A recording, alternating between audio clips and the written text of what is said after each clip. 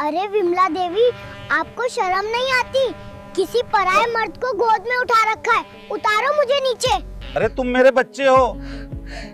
मैं कितनी बार कहूँ आपसे, आप दोनों मेरे माँ बाप नहीं हो। अरे आप समझते क्यों नहीं? मैं कोई बच्चा नहीं हूँ। मेरी उम्र 35 साल है। हाँ। और मेरी एक बीवी है जो प्रेग्नेंट है। हम तुम्हें कहीं नहीं जाने देंगे। प्लीज मुझे जाने दो। मेरी बीवी मेरा इंतजार कर रही है, उसे मेरी जरूरत है। गवार लोगों, मैं कोई बच्चा नहीं हूँ। मैं एक आर्मी ऑफिसर हूँ और दिल्ली का रहने वाला हूँ। और मेरी एक बीवी भी है जो प्रेग्नेंट है। ये बच्चा पागल है, इसे पागल खाने भेजो, नहीं तो ये पूरी बस्ती को पागल कर देगा। पिछले जन्म में मैं मर गया था और अब मैं दोबारा जन्म लेकर आया हूँ अपनी पत्नी के लिए। मेरा पुनर्जन्म हुआ है। हे भगवान, ये मुझे कहाँ गवार लोगों के बीच भेज दिया। इससे अच्छा तो मुझे मेरी बीवी के पास ही भेज देते।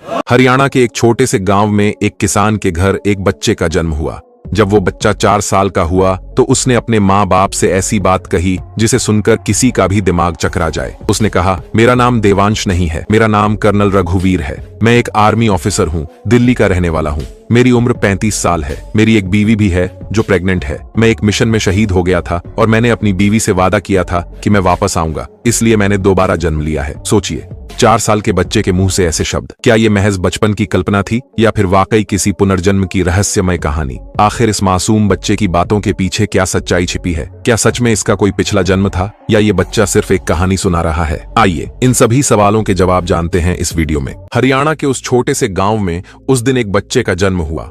उस दिन खूब जश्न मनाया जा रहा था, लेकिन उन्हें क्या पता था, ये खुशियां चंद दिन में उजड़ने वाली थीं।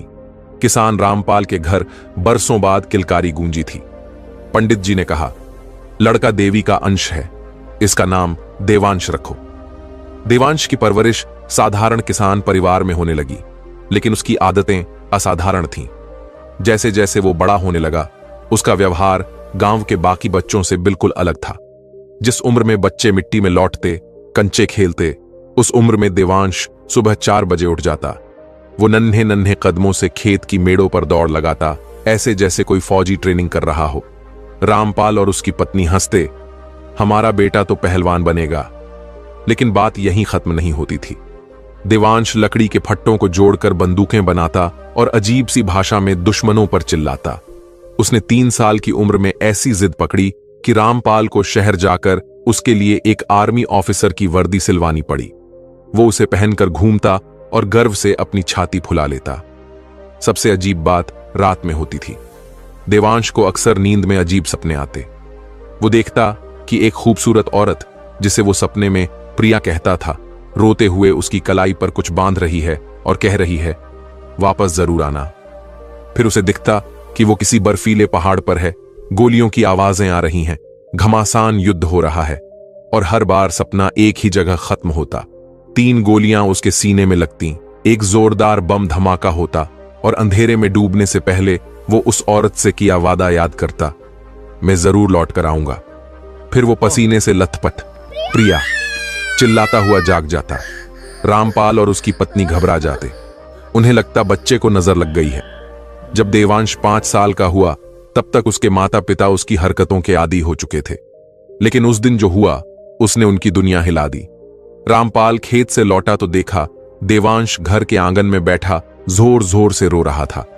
रामपाल ने उसे गोद में उठाते हुए पूछा, क्या हुआ बेटा, किसी ने मारा क्या? देवांश ने अपने नन्हे हाथों से रामपाल के हाथ झटक दिए और गुस्से से बोला, आप मेरे पिता नहीं हो, मैं यहां कैसे आया हूं? मेरी बीवी और मेरे बच्चे कहां हैं? रामपाल और उसकी पत्नी के होश उड़ गए। 5 साल का बच्चा बीवी बच्चे की बात कर रहा था। उन्हें लगा उनके बेटे पर कोई ऊपरी साया है। उन्होंने झाड़ फूंक करवाई, मंदिर मस्जिद ले गए, तावीज पहनाए, लेकिन देवांश की हालत सुधरने के बजाय बिगड़ती जा रही थी। वो अब बार बार एक ही बात दोहराता, आप मेरे माता पिता नहीं हो, मेरे माता पिता तो एक कार एक्सीडेंट में मर चुके थे। मेरा नाम देवांश नहीं है, मेरा नाम कर्नल रघुवीर है। मैं एक आर्मी ऑफिसर हूं और मेरी उम्र 30 साल है।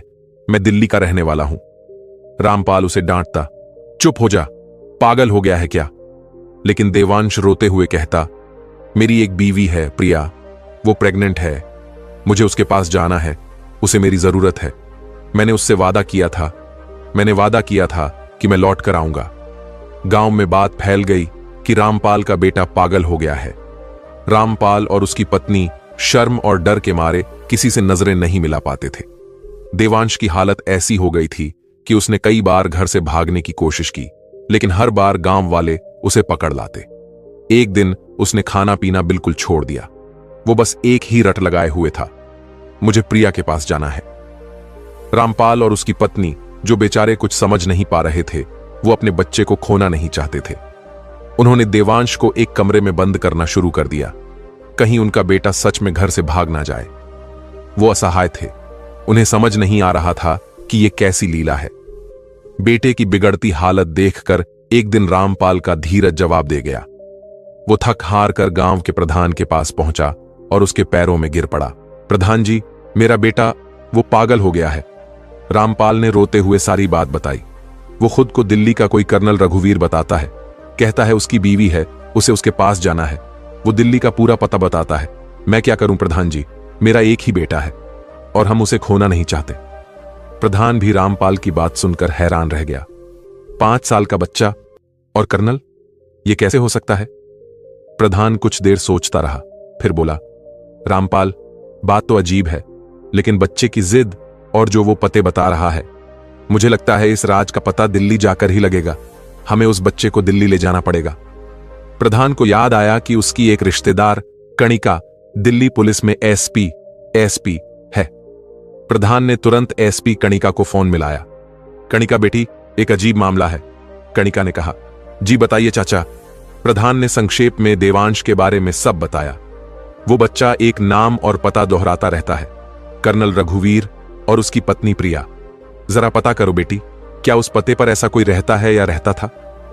कणिका, जो सबूतों और तर्क पर यकीन करती थी, उसे ये बात बकवास लगी। प्रधान जी, आप भी किन अंधविश्वासों में पड़ गए? कोई बच्चा कहानी सुना रहा होगा। प्रधान ने मिन्नत की। बस एक बार पता कर लो बेटी, बच्चे की जान का सवाल है। कणिका ने बेमन से हामी भर दी। अगली सुबह प्रधान का फोन बजा। फोन पर कणिका थी और उसकी आवाज में घबराहट थी। प्रधान जी, जो एड्रेस आपने बताया था वो सही है। उस पते पर कर्नल रघुवीर नाम का एक आर्मी ऑफिसर रहता था। 4 साल पहले एक सीक्रेट मिशन के दौरान वो शहीद हो गया था। उसकी पत्नी का नाम प्रिया है और उसका एक 4 साल का बेटा भी है। ये सुनते ही प्रधान के रोंगटे खड़े हो गए। वो सुन्न पड़ गया। उसे समझ नहीं आ रहा था कि ये कैसे मुमकिन है। कणिका ने आगे कहा, प्रधान जी, ये मामला बहुत गंभीर है। ये आर्मी और सरकार से जुड़ा है। हो सकता है ये कोई साजिश हो। मैं इस मामले की खुद जांच करूंगी। मैं अभी हरियाणा के लिए निकल रही हूं। प्रधान फौरन रामपाल के घर भागा। रामपाल, तुम्हारा बेटा जो कह रहा है वो सच है। सच में दिल्ली में एक आर्मी ऑफिसर रहता था, रघुवीर नाम का, जो शहीद हो गया था। उसकी बीवी का नाम प्रिया है और एक 4 साल का बेटा भी है। रामपाल के पैरों तले से जमीन खिसक गई। हे भगवान, तो क्या ये पुनर्जन्म है?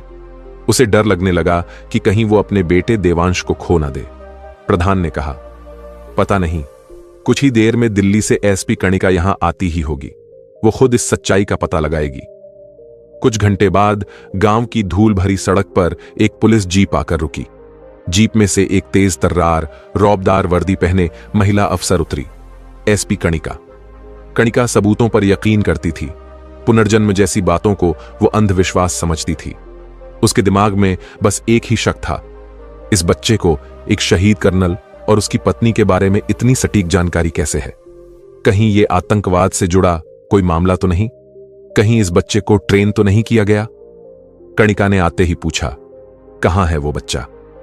देवांश, जो एक कमरे में बंद था, उसे बाहर लाया गया। एसपी कणिका को देखते ही देवांश की आंखों में एक अजीब सी चमक आ गई। उसे पूरा यकीन था कि ये अफसर उसकी बात जरूर समझेगी। देवांश ने कणिका की नेम प्लेट पढ़ी और एक फौजी की तरह तनकर बोला, अच्छा हुआ एसपी, कणिका आप यहां आ गईं। प्लीज मुझे मेरी बीवी और बच्चे के पास ले चलिए। कणिका देवांश की बात सुनकर चौंक गई। इस 5 साल के बच्चे की आवाज में जो आत्मविश्वास था, वो किसी बच्चे का नहीं, बल्कि किसी अनुभवी मर्द का लग रहा था। कणिका ने अपनी डायरी निकालते हुए पूछा, तुम्हारा नाम क्या है? मेरा नाम कर्नल रघुवीर है, देवांश ने झट से जवाब दिया। कणिका ने व्यंग्य से पूछा। तो तुम यहां कैसे आए कर्नल? मुझे नहीं पता मैं यहां कैसे आया, देवांश ने आगे कहा। 4 साल पहले मैं बॉर्डर पर था, ऑपरेशन थंडर पर, अपनी पूरी टीम के साथ। हम एक एक करके आतंकवादियों को मौत के घाट उतार रहे थे और तभी अचानक मुझे 3 गोलियां यहां, उसने अपने सीने पर हाथ रखा, सीने पर लगीं और फिर आग और धुआं, सब धुआं। कणिका के हाथ कांप गए।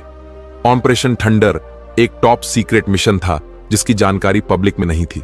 कणिका ने खुद को संभालते हुए एक आखिरी सबसे मुश्किल सवाल पूछा। अच्छा रघुवीर, जैसा तुमने कहा, 4 साल पहले जो हादसा हुआ उसके बाद और यहां पैदा होने से पहले तुम कहां थे? उन 4 सालों में तुमने क्या किया? देवांश ने अपने माथे पर जोर दिया, आंखें बंद कर लीं। फिर जो उसने बताना शुरू किया उसे सुनकर वहां खड़े सभी लोगों की आत्मा कांप उठी। जब धुआं हटा, देवांश धीमी आवाज में बोला, मेरी टीम के लोग मुझे उठाकर ले जा रहे थे, लेकिन मैं तो वहीं खड़ा था। मैं चिल्लाया, अरे मैं ठीक हूं, मुझे कहां ले जा रहे हो? पर मेरी बात कोई सुन नहीं रहा था।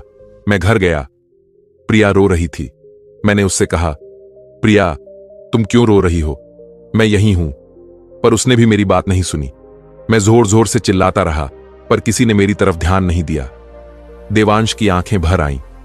मैं कई सालों तक वहीं घर के आसपास भटकता रहा और फिर एक दिन अचानक मुझे लगा जैसे किसी ने मुझे पकड़कर एक झटके में एक अंडे जैसी चीज में बंद कर दिया और मुझे यहां भेज दिया। उस दिन मिशन पर जाने से प्रिया मुझे रोक रही थी, पर देश की रक्षा मेरा फर्ज था। मैंने उससे वादा किया था, मैं जरूर लौट कर आऊंगा। और जब मैं आज 4 साल बाद लौटा हूं तो कोई मुझे मेरी प्रिया से मिलने नहीं दे रहा। यह कहते कहते देवांश फूट फूट कर रो पड़ा। रामपाल, उसकी पत्नी और प्रधान की आंखों से आंसू बह निकले। एसपी कणिका, जो पत्थर दिल मानी जाती थी, उसकी आंखें भी नम हो गईं। लेकिन कणिका अभी भी कशमकश में थी। क्या यह सच में पुनर्जन्म है या यह कोई बहुत गहरी साजिश है? कणिका ने फैसला सुनाया, हमें इसे दिल्ली ले जाना होगा। सब दूध का दूध और पानी का पानी वहीं होगा। रामपाल को डर लग रहा था। अगर यह सच में कर्नल रघुवीर है तो क्या प्रिया उसे अपने साथ रख लेगी? क्या वो अपने बेटे देवांश को खो देगा? लेकिन अब पीछे हटने का कोई रास्ता नहीं था। उसी वक्त देवांश, उसके पिता रामपाल, गांव का प्रधान और एसपी कणिका पुलिस जीप में दिल्ली के लिए रवाना हो गए। घंटों के सफर के बाद आखिरकार वो दिल्ली पहुंच गए। कणिका ने ड्राइवर से कहा, गाड़ी रोक दो। वो देवांश की तरफ मुड़ी। ठीक है कर्नल रघुवीर, अब तुम हमें रास्ता बताओ, हम भी तो देखें तुम्हें अपना घर याद भी है या नहीं। कणिका अभी भी उसका टेस्ट ले रही थी। देवांश बिना झिझके जीप से उतरा। दिल्ली की अनजान सड़कों पर वो ऐसे चल रहा था जैसे बरसों से यहीं रहता हो। वो आत्मविश्वास से एक गली से दूसरी गली मुड़ता। यहां से राइट लो, वो लाल बत्ती के बाद जो कट है वहां। रामपाल और प्रधान हैरान थे। देवांश आज तक दिल्ली तो क्या, अपने गांव से बाहर भी नहीं गया था। कुछ दूर चलने के बाद देवांश एक बड़े से गेट वाले घर के आगे आकर रुक गया। रुक जाओ, उसने कणिका से कहा, यही है मेरा घर। कणिका ने घर के बाहर लगी नेम प्लेट देखी, कर्नल रघुवीर सिंह, शहीद। कणिका का दिल जोर से धड़कने लगा। उसने दरवाजे की घंटी बजाई। अंदर से दरवाजा एक सुंदर जवान औरत ने खोला जिसने सफेद साड़ी पहन रखी थी। उसकी आंखों में एक अजीब सी उदासी थी। देवांश उसे देखते ही पहचान गया। वो दरवाजे पर खड़े खड़े ही बोल पड़ा, प्रिया, प्रिया, तुमने ये सफेद विधवा वाली साड़ी क्यों पहन रखी है? और तुमने सिंदूर क्यों नहीं लगाया? मैं तो जिंदा हूं, मैं वापस आ गया। सोचिए, एक छोटे 5 साल के बच्चे के मुंह से ऐसी बातें सुनकर उस औरत के दिल पर क्या गुजरी होगी। प्रिया हक्का बक्का रह गई। उसे कुछ समझ नहीं आया। फिर उसकी नजर एसपी कणिका की वर्दी पर पड़ी। उसका चेहरा गुस्से से लाल हो गया। यह क्या मजाक है मैडम? वो कणिका पर चीखी। कौन है ये बच्चा? इसे अंदाजा भी है ये क्या कह रहा है? मेरे जले पर नमक छिड़कने आए हो आप लोग? निकल जाइए यहां से। कणिका जानबूझकर खामोश रही। वो प्रिया और देवांश दोनों की प्रतिक्रिया देखना चाहती थी। तभी देवांश ने आगे कहा, अरे प्रिया, पहचाना नहीं मुझे? मैं हूं तुम्हारा पति रघुवीर। जब मैं 4 साल पहले मिशन पर जा रहा था तुम मुझे रोक रही थीं और मैंने तुमसे वादा किया था कि मैं लौट कर आऊंगा। देखो, मैं आ गया। और तुमने मेरी कलाई में एक काला तावीज भी बांधा था, याद है तुम्हें? और हमारा बच्चा कहाँ है? बेटी हुई या बेटा? प्रिया के हाथ पैर कांपने लगे। एक 5 साल का बच्चा, उसके और उसके पति के बीच की वो आखिरी मुलाकात, वो तावीज, ये बातें सिर्फ उन दोनों को पता थीं। ये बच्चा कैसे जानता है? प्रिया की आंखों में आंसू आ गए। उसे लगा वो कोई सपना देख रही है। वो वहीं दरवाजे पर गिरने वाली थी कि कणिका ने उसे संभाला। प्लीज मैम, हमें अंदर आने दीजिए, बात बहुत जरूरी है। सभी लोग घर के अंदर दाखिल हुए। कणिका प्रिया को अकेले एक कमरे में ले गई और उसे शुरू से सारी बात समझाई। ये बच्चा हरियाणा के एक गांव का है, कणिका ने कहा। इसका नाम देवांश है। ये खुद को तुम्हारा पति कर्नल रघुवीर बताता है। ये कहता है इसका पुनर्जन्म हुआ है। प्रिया के लिए इन बातों पर यकीन करना नामुमकिन था। यह बकवास है। कोई मेरे पति की यादों का फायदा उठा रहा है। यह कोई साजिश है शायद, कणिका ने कहा। लेकिन वो ऑपरेशन थंडर के बारे में जानता है, वो उस तावीज के बारे में जानता है, और वो आपको पहचान गया। तभी देवांश की नजर घर के अंदर दीवार पर टंगी एक तस्वीर पर पड़ी। उस तस्वीर पर माला छड़ी हुई थी। वो तस्वीर रघुवीर की थी, यानी उसके पिछले जन्म की। तस्वीर पर माला देखकर देवांश के अंदर गुस्से की लहर दौड़ गई। उसने तुरंत माला उतार फेंकी और जोर से बोला, ये मेरी फोटो पर माला किसने लगाई? मैं तो अभी जिंदा हूं। यह देखकर प्रिया और कणिका हक्का बक्का रह गईं। देवांश ने पल भर में अपने पिछले जन्म के रूप को पहचान लिया था। तभी देवांश की नजर अंदर के कमरे में पड़ी, जहां एक छोटा बच्चा खिलौनों से खेल रहा था। देवांश दौड़कर उस बच्चे के पास गया और उसे एक बाप की तरह कसकर गले लगा लिया। वो उसे चूमने लगा। मेरा बेटा, वो रोते हुए बोला। यह दृश्य कितना अजीब था। 2 लगभग हमउम्र बच्चे, और एक कह रहा था कि वो दूसरे का बाप है। कुदरत के खेल सच में निराले होते हैं। प्रिया ये सब देखकर कांप रही थी। उसने खुद को परखने का फैसला किया। वो देवांश के पास गई। अगर तुम रघुवीर हो तो बताओ, हमारी पहली मुलाकात कहां हुई थी? देवांश ने तुरंत कहा, आर्मी कैंटीन में। तुमने कॉफी गिरा दी थी मेरी वर्दी पर। प्रिया की आंखें फैल गईं। अगर तुम रघुवीर हो तो बताओ, मैंने इस घर में क्या बदलाव किया है तुम्हारे जाने के बाद? देवांश ने पूरे घर को देखा। तुमने मेरी स्टडी को स्टोर रूम बना दिया और बेडरूम की दीवार का रंग नीला करवा दिया। मुझे नीला रंग पसंद नहीं था। प्रिया अब खुद को रोक नहीं पाई। वो जमीन पर बैठकर रोने लगी। देवांश ने शादी की एल्बम में घर के हर सदस्य को, रघुवीर के हर दोस्त को पहचान लिया।